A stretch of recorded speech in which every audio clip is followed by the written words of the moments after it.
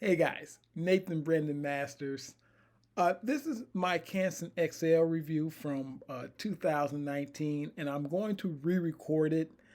And I'm going to re-record it because originally when I did this review, I was mad. Not about the paper. Paper's nice.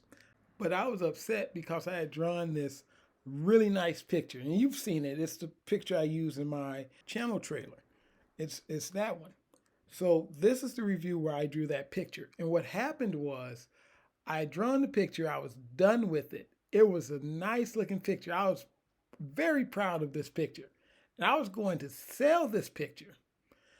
And what it's like I was going to put it on my eBay store and sell it. But I got ready to tear it off the page. And when I got ready to do that, the ink was still wet. And it was so wet that it actually leaked. It ran down the paper and across the picture. And that just set me off. So when I did, because at that point, it just seemed like everything in life was working against me to just try to keep me, uh, you know, and people are, and this was after Susan had come, and you know how things were in that at that time period. So now that I think about it, this may be 2018. I think this was one of the first sketchbook reviews I ever did. I think it was this one. No, it was the Canson first, and then it was this one. This was one of my earlier sketchbook reviews. So um, I'm re-recording this, so it's not so negative. It's because the review itself was about the paper, and at this point, everybody kind of knows about Canson XL. It's very popular, and this is just going to be another cosign on it. So that's pretty much what the review is. But if you've never used this paper, it's 98 pounds, 160 GSM, white paper with a little bit of texture to it. And it kind of works with everything. It works with pencils, pen and ink, watercolor, as you'll see here. As a matter of fact, that's what this review was. This was me doing pencil, pen and ink, and then watercolor. And you see the paper is actually good for all of that. So I really liked this sketchbook. But at the time, I actually had a few sketchbooks. I had less than I have now. And for me, that was kind of daunting. And then I had this one, which was 60 pages, which is funny to say now, 60 pages, because I've just completed the Canson Art Book 1, and that's 98 pages. So this one was 60 pages, and it was just a lot of stuff I was kind of looking at, and I kind of got overwhelmed, and I gave some stuff away, and this was one of the things I gave away. The biggest issue for me was that it was spiral bound, and with me being left-handed, the spirals always got in my way. Now, here's a big brain idea. Here's a big brain idea. I was using the sketchbook for pieces that I was going to tear out and sell. Basically, I was going to take those pieces, tear them out and sell, and also maybe put them in an actual sketchbook, a published sketchbook. Okay, so here's the big brain idea. I could literally just turn the sketchbook upside down, and nobody would know the difference.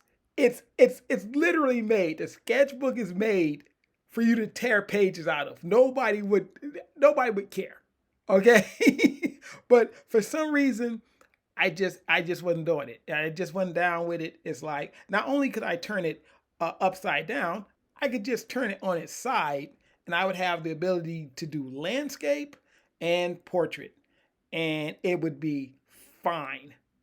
But I wasn't thinking that way at the time. All I knew was I wasn't really comfortable drawing on the sketchbook. Another thing, like I'm cool with sketchbooks like this, where it's spiral bound and you can take the pages out. But then there's other sketchbooks, like the Paul Rubens sketchbook, the watercolor sketchbook. That's also made with perforated pages where you can tear the pages out.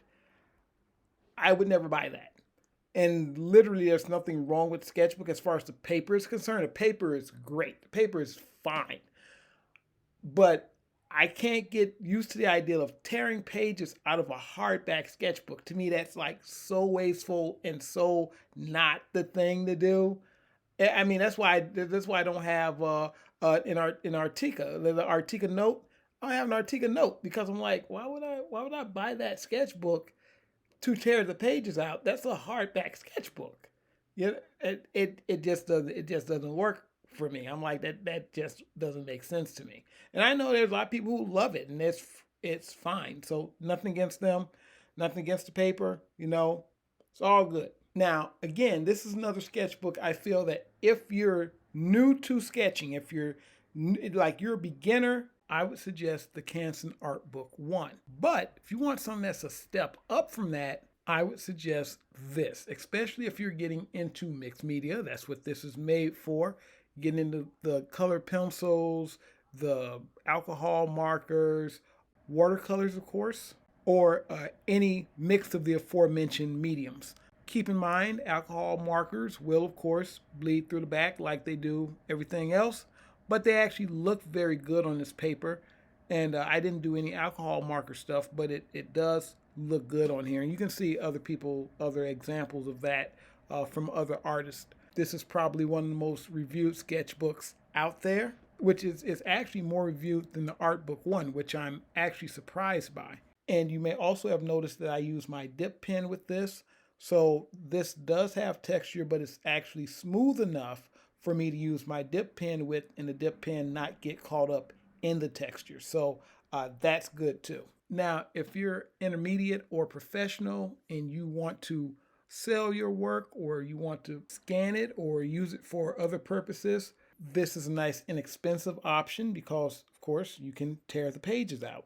If you want to frame your work, you can do it with this paper. If you want to scan it, this paper, this is the 7x10 book. So if you have an all-in-one printer, this should fit on most basic scanner beds. Like I said, if I do a really nice piece, I like to sell these on my eBay or my Etsy store, which is what I was going to do with this one. Is why I got so upset, because this was a really nice piece. I was actually going to use it as a page in one of my comics as well. So the lesson there, of course, is make sure that all of your wet media is dry before you try to take the page out. Just, make sure everything is dry. I thought it was dry, but you really want to, make sure.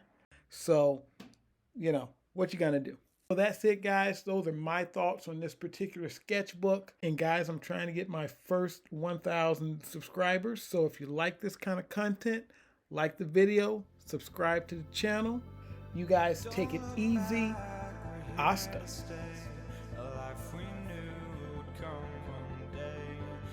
This is it, the borderline to where the future leaves us behind. The fire will burn and never die, looking through the eyes of a brand new life. It's so